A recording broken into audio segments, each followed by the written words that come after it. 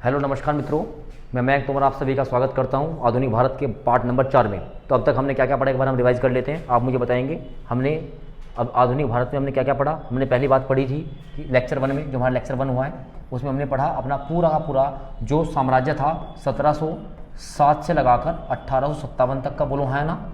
इसमें के बाद हम आगे इंडिपेंडेंट स्टेट पे पहले लेक्चर में हमने पढ़ा था बंगाल। बंगाल के बाद क्या पढ़ा था हमने, बताओ, जाट साम्राज्य, और एक और पढ़ा था, बताओ क्या नाम था उसका, अवध। वेरी गुड, छोटे छोटे हमने किए थे। फिर लेक्चर नंबर 3 में हमने पूरा सिख पढ़ा। सिख के साथ साथ हमने क्या पढ़ा, पंजाब। 2 हमने पूरे किए थे। और आज लेक्चर नंबर 4 में हम बात करने वाले हैं पूरा जो हमारा मराठा साम्राज्य था। मराठा के साथ साथ हमारा जो एक हैदराबाद था, और हैदराबाद के साथ साथ एक पढ़ेंगे हम मैसूर। तो आज हम एक तरीके से इसको ख़त्म कर देंगे, ठीक है ना। इसके बाद हम अपना नेक्स्ट टॉपिक की ओर देखेंगे। तो लेक्चर नंबर 4, तो आपका फिर बहुत बहुत स्वागत। और स्टार्ट करते हैं मराठा एंड पेशवा से, ठीक है ना।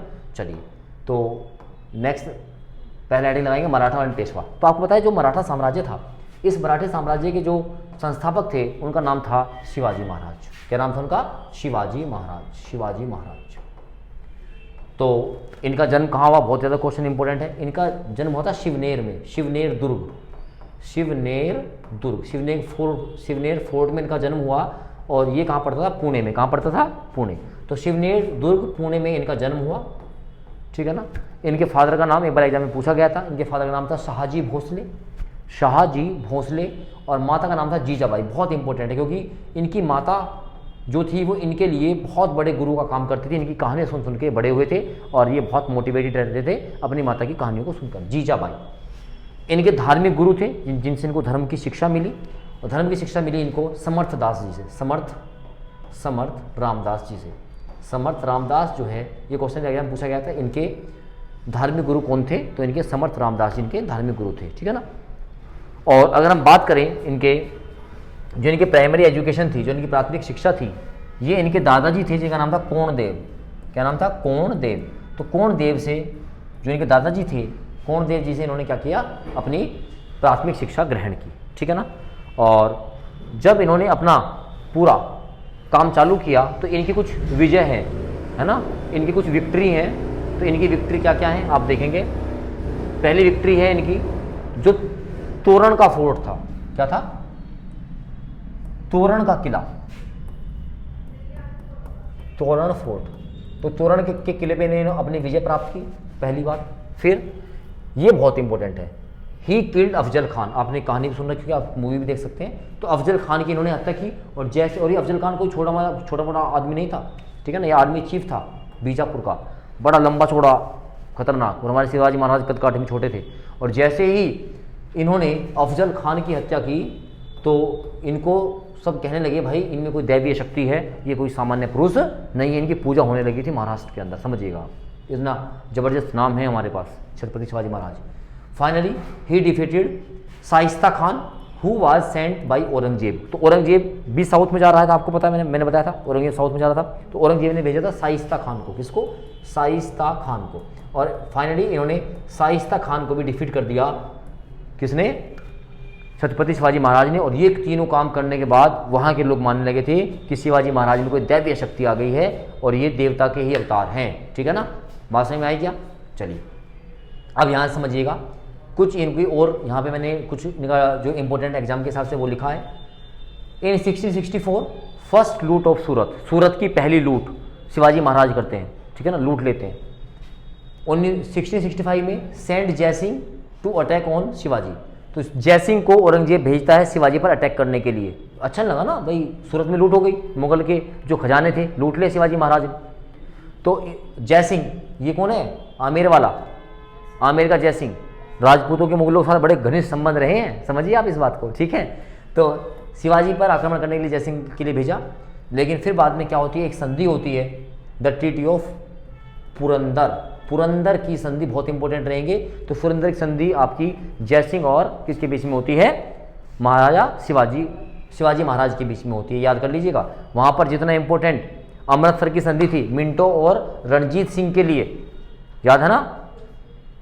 टाइम पीरियड क्या था, 1809, 1809, ऐसे यहाँ पर 1665। बहुत इंपॉर्टेंट है पुरंदर की संधि। ये हुई आपकी जयसिंह के बीच में और शिवाजी महाराज के बीच में।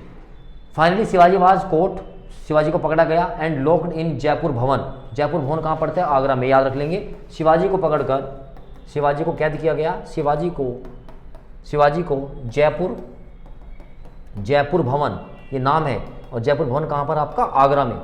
शिवाजी को जयपुर भवन आगरा में कैद किया गया, इनको पकड़ लिया गया, यानी कि कैद किया गया, इनके बाद धोखा किया गया, मतलब ट्रीटी कर ली। जैसे इन्हें कहा टेंशन मत लो, मैं हूँ, ठीक है ना, आप जो है सुरक्षित रहेंगे, लेकिन ऐसा नहीं हुआ। औरंगजेब के दरबार में लाया गया और इनको क्या कर लिया गया? कैद कर लिया गया।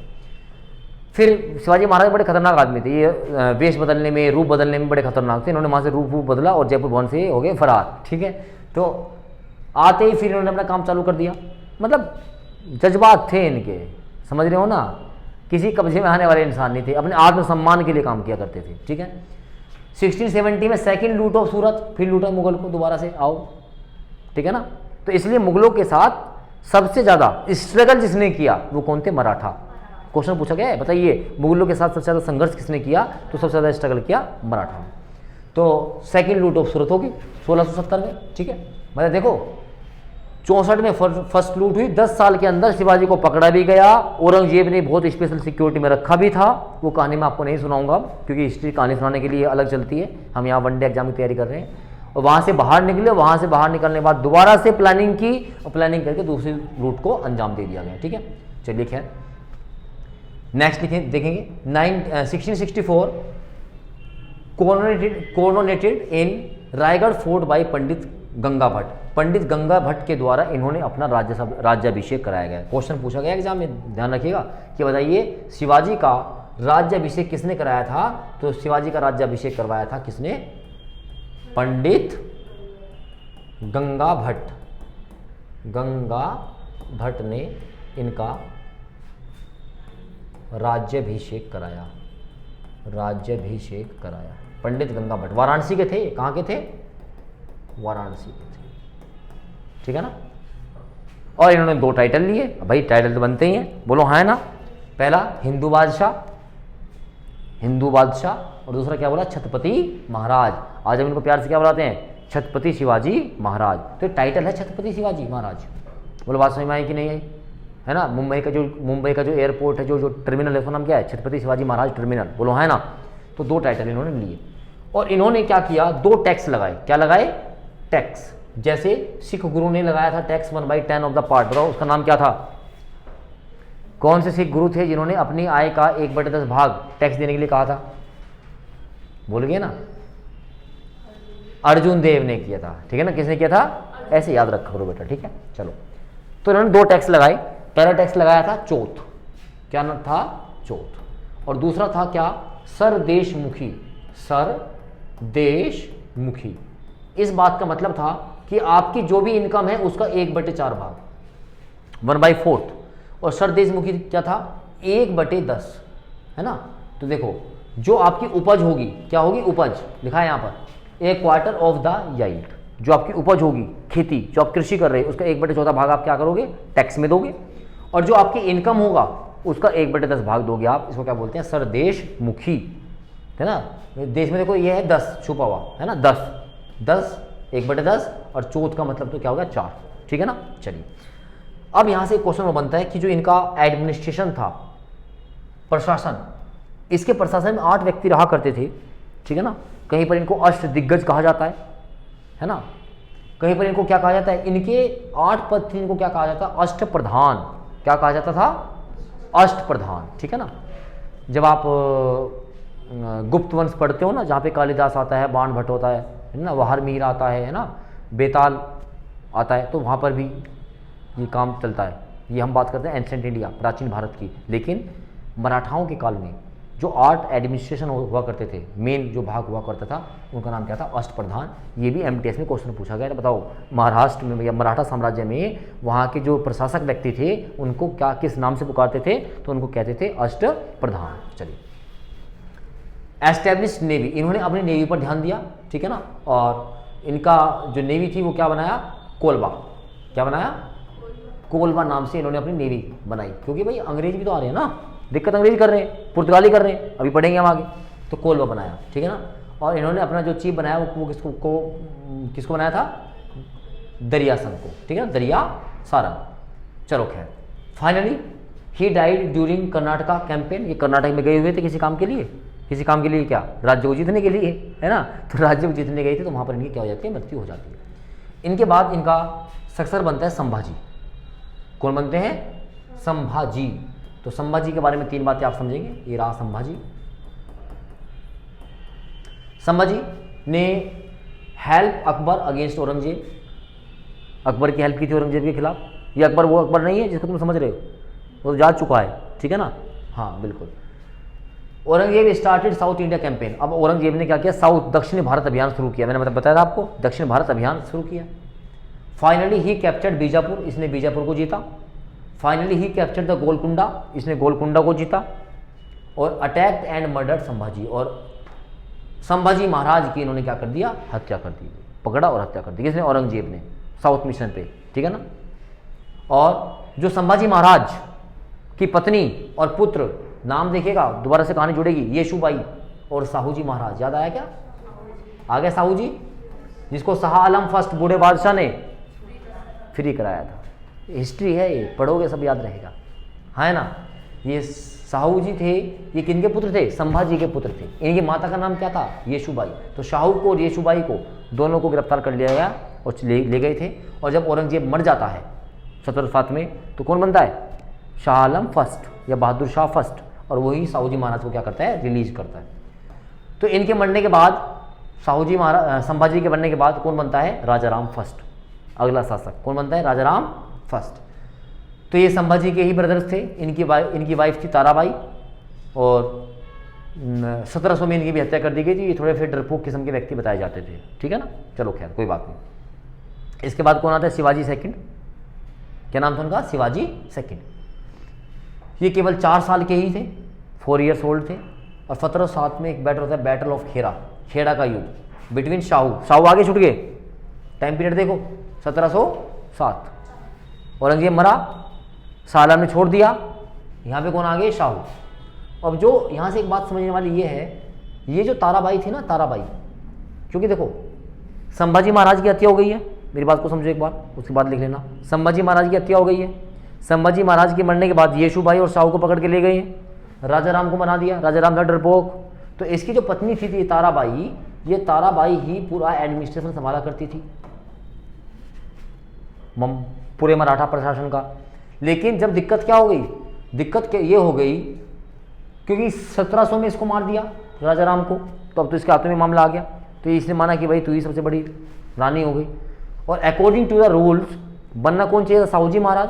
तो जब साहूजी महाराज छुट के आए, रिहा होके आए, इसने मना कर दिया, बोला ऐसा नहीं होगा। तो इसीलिए इनको एक युद्ध करना पड़ा, खेड़ा का युद्ध। क्या युद्ध करना पड़ा, खेड़ा का युद्ध, जो ताराबाई और साहू के बीच में हुआ था। और इसमें ताराबाई को हरा दिया गया था और साहू क्या हो गया था, जीत गया था। बताइए बात समझ में आई या नहीं आई। और फाइनली साहूजी महाराज, साहू जी बन गए क्या, रूलर, और काफ़ी लंबे समय तक रहे हैं। समझ रहे हो क्या, अरे है ना।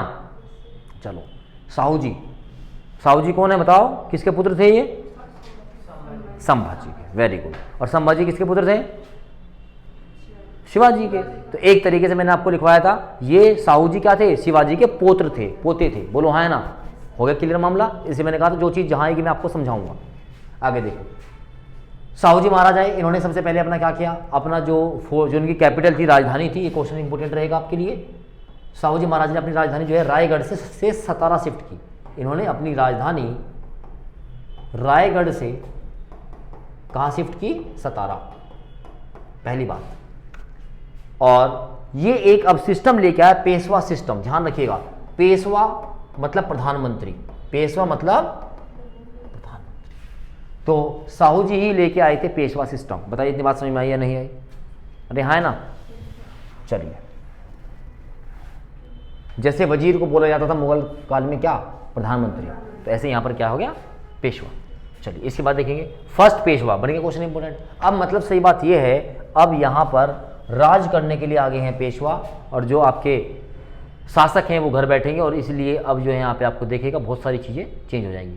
फर्स्ट पेशवा, अच्छा भाई पेशवाओं के नाम में थोड़ा सा तुम्हें कन्फ्यूजन रहेगा, तो आप इसको मैं बता दूंगा याद करने का तरीका क्या हो सकता है मेरे हिसाब से, वो देख लेंगे। पहले आया बालाजी विश्वनाथ, क्या नाम था? बालाजी विश्वनाथ। तो ये बालाजी वही है जिसने फर्रुखशियर को निपटाया था सैयद ब्रदर्स की हेल्प से, सही है ना?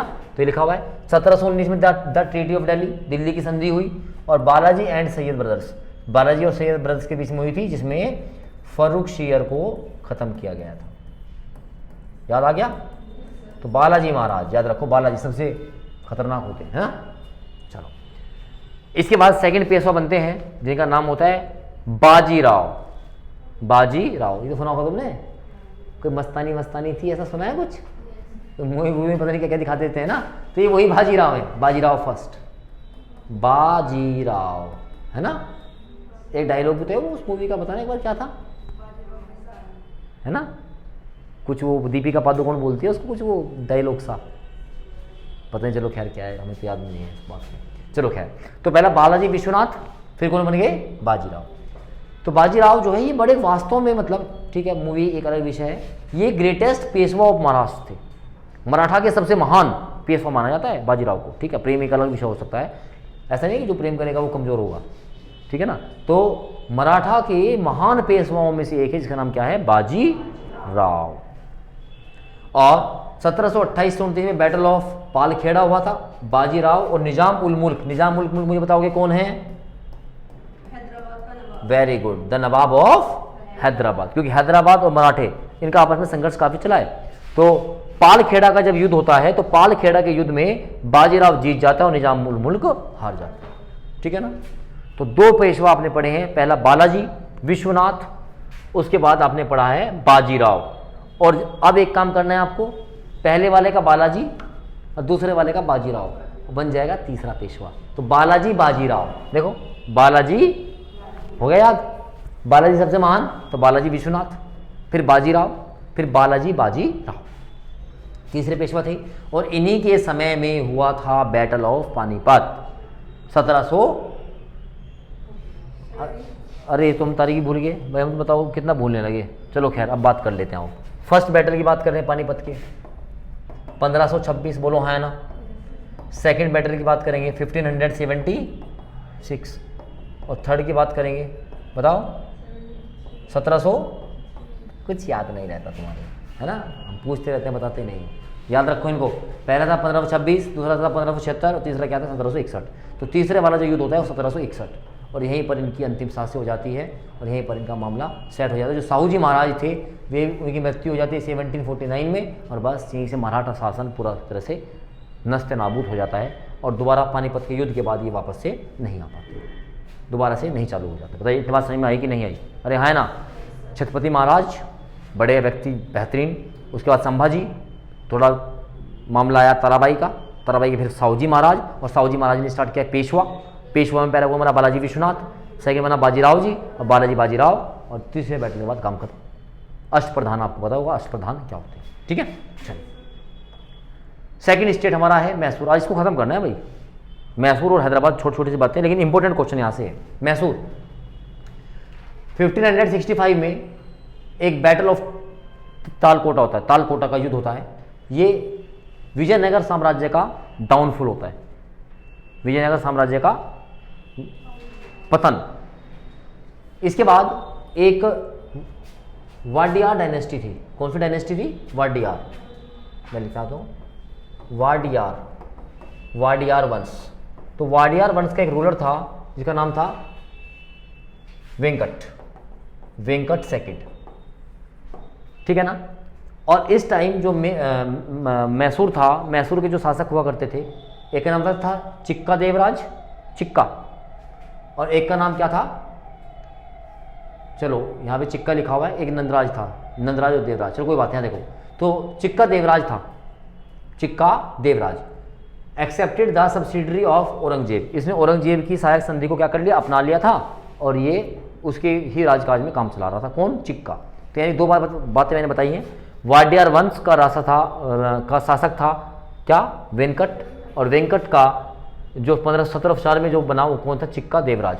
इस चिक्का देवराज के दो व्यक्ति हुआ करते थे, एक तो था रिवेन्यू मिनिस्टर यानी कि राजस्व, जिसका नाम क्या था? नंदराज, यहाँ से क्वेश्चन नहीं आने वाला, ठीक है ना, बस वाडियार वंश आप याद रखें, ये मैंने आपको कहानी जोड़ने के लिए बताया।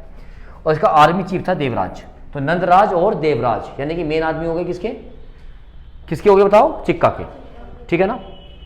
अब यहां से हम अपना इंडिपेंडेंट स्टेट करेंगे स्टार्ट, क्या, मैसूर। तो इंडिपेंडेंट स्टेट ऑफ मैसूर की बात करने से पहले एक नाम आएगा इसमें, हैदर अली। क्या नाम आएगा?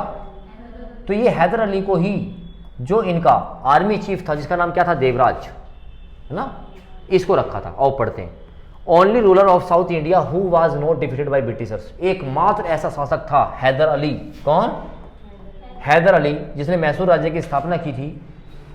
ये कभी भी अंग्रेजों से नहीं हारा। सोचिए कितना ताकतवर और कितना बुद्धिमान व्यक्ति रहा होगा।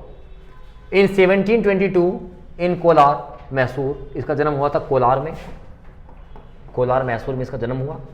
इनके पापा का नाम था फतेह महमूद। और देखो अब यहीं से इसकी कहानी स्टार्ट होती है, वहां तक पहुंचा कैसे। बिकेम द फौजदार इन डिडीगुल। डिडीगुल एक जगह का नाम है जो वाडियार वंश में ही थी। तो डिडीगुल का ये क्या बनता है, फौजदार। क्या बनता है? फौजदार, चिक्का देवराज के टाइम में, ठीक है ना। इसके बाद ये सबसे पहले डिडीगुल में काम करते हुए क्या करता है, एक मॉडर्न आर्मोरी का निर्माण करता है, एक आधुनिक शस्त्रागार, आधुनिक शस्त्रागार बनाता है डिडीगुल में, ठीक है, शस्त्रागार बनाता है डिडीगुल में। और अब ये क्या काम करता है, जो नंदराज था जिसको इसने रखा था फौजदार के पद पर नियुक्त किया था, ये उसी को निपटाता है। तो हो गया नंदराज खत्म। And made himself independent ruler, और अपने आप को बताता है अब मैं यहाँ का कौन हूँ, शासक। समझ में आई क्या बात? तो क्या सीखने को मिलता है, जिसको आप रखोगे वो आस्तीन का सांप नहीं अजगर बन जाएगा, वो अपने आप को समझेगा तू ही सब कुछ है। समझ रहे हो क्या? तो यही होता है। चलिए फिर इन्होंने अपनी कैपिटल बनाई श्रीरंगपट्टनम। ये क्वेश्चन इंपोर्टेंट रहेगा, श्रीरंगपट्टनम। तो मैसूर की राजधानी कहाँ बनाई इन्होंने, श्रीरंगपट्टनम। ये कहानी पता मैंने आपको क्यों सुनाई, एग्जाम के लिए इंपॉर्टेंट नहीं है, लेकिन कहानी जोड़नी पड़ेगी। भैया बना कैसे? तो एक वंश था वाडियार वंश, बोलो है ना। वाडियार वंश का एक राजा था वेंकट। वेंकट के दो आदमी थे जिसका नाम था नंदराज और देवराज। तो इसको नंदराज लेके आया, किसको, हैदर अली को, और इसको लाके बना दिया फौजदार। कहाँ का, डिडीगुल का। तो डिडीगुल में इसने एक आधुनिक शस्त्रागार बनाया, हथियार रखने की जगह बनाई बेहतरीन तरीके से। और फाइनली इसने किसको, नंदराज को क्या किया, खत्म किया। और खत्म करके अपने आपको क्या बन गया, रूलर बन गया। और इसने अपनी राजधानी कहाँ बनाई। और ये कब मरा ये भी देख लीजिएगा। सेकेंड एंग्लो मैसूर वार होता है, दूसरा आंग्ल मैसूर युद्ध, जो आपका 1780 से 1784 तक चलता है। लेकिन इसकी मृत्यु हो जाती है 1782 में। कहाँ पर, 1782 में मैं बताऊंगा आपको जब मैं आपको टीपू सुल्तान पढ़ाऊंगा, ठीक है ना। इसके मरने की खबर अंग्रेजों को नहीं लगने दी थी कि मर गया है, और टीपू सुल्तान ने बीच में गद्दी संभाल ली थी, और फाइनली इस युद्ध का भी कोई रिजल्ट नहीं निकल पाया था। सोचिए आप, ठीक है ना। तो इसकी मृत्यु हो जाती है 1782 में। बताओ समझ में आया क्या बात? इसका बेटा टीपू, है ना, टीपू सुल्तान। देखिएगा क्या कहा इसने बादशाह का टाइटल लिया। थोड़ा सा ये कट्टर था, बाकी तो महान शासक था, पढ़ा लिखा था, लेकिन थोड़ा सा ये धर्म के प्रति कट्टर था। Started coins of his on name, अपने नाम के सिक्के चलवा दिए, दबदबा हो गया। बिल्ड श्री गौरी टेम्पल, इसने श्री गौरी टेम्पल की भी स्थापना कराई। हालांकि टेम्पल था, ये मुस्लिम था, लेकिन कराई। शारदा देवी की प्रतिमा भी स्थापित कराई। शारदा देवी जो हमारी माता जो हमारी सरस्वती होती है, उसकी प्रतिमा भी इसने क्या क्या कराई, स्थापित करवाई। अब मैं यहाँ से आपको पढ़ाऊंगा एंग्लो मैसूरवाद, कि अब जो ये मैसूर राज्य है ये अंग्रेजों के पास गया कैसे। समझ रहे हो ना। तो क्या बोलते हैं इसको, आंग्ल, हिंदी में आंग्ल मैसूर युद्ध। और आंग्ल मैसूर युद्ध कितने हुए हैं, 4। कितने हुए हैं, 4। तो पहले आंग्ल मैसूर युद्ध की बात करते हैं, हालांकि लिखा हुआ है मैं यहाँ लिख देता हूँ। तो पहला आंग्ल मैसूर युद्ध हुआ आपका 1667 से 1669, ठीक है ना। और ये हुआ ब्रिटिशर्स यानी कि अंग्रेज, और अभी यहाँ पर हैदर अली है। कौन है, हैदर अली के बीच में।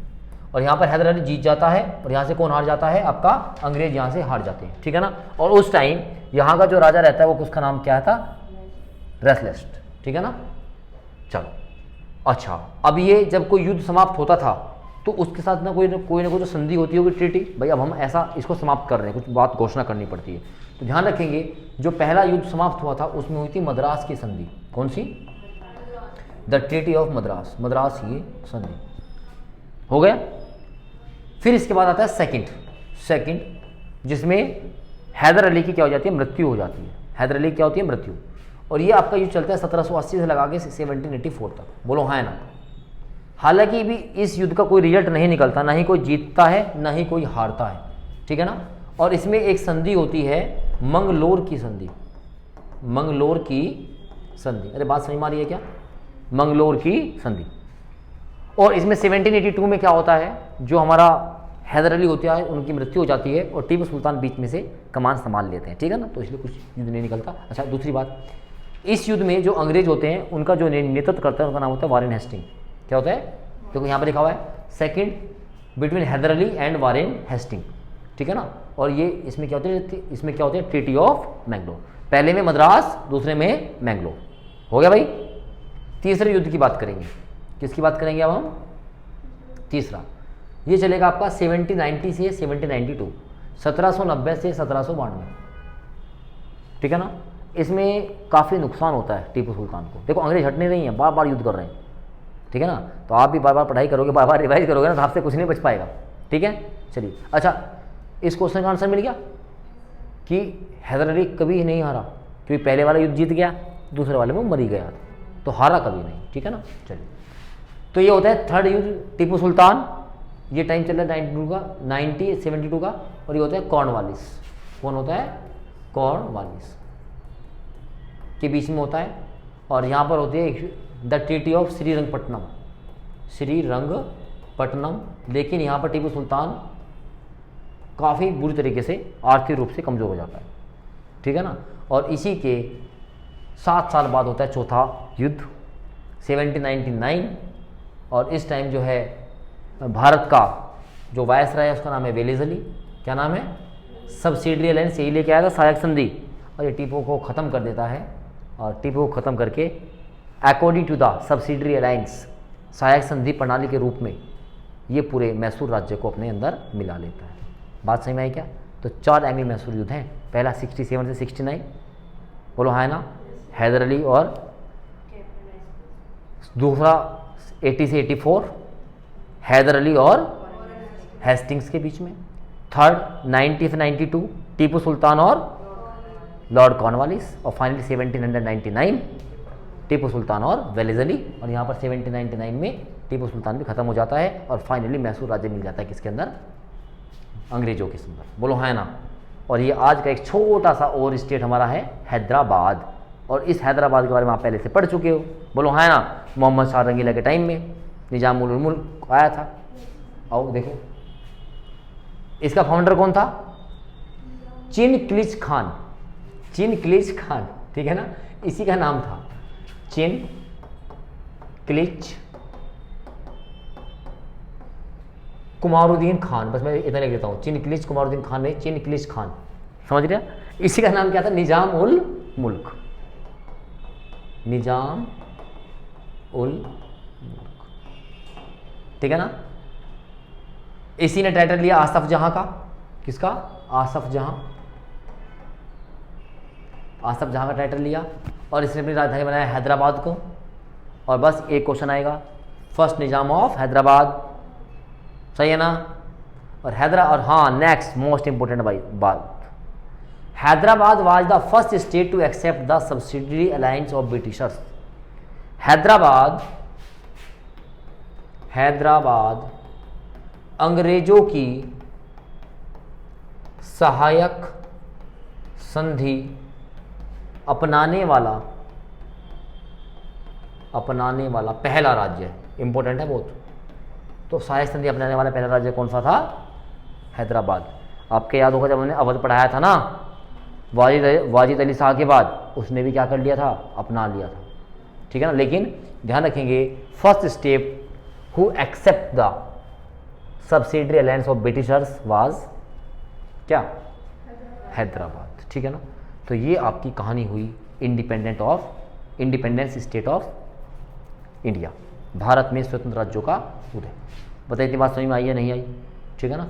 तो लेक्चर नंबर 5 हमारा रहेगा भारत में यूरोपीय कंपनियों का आगमन। तब तक के लिए इसको शेयर भी कर दो, लाइक कर दो, फैला दो। ठीक है, थैंक यू।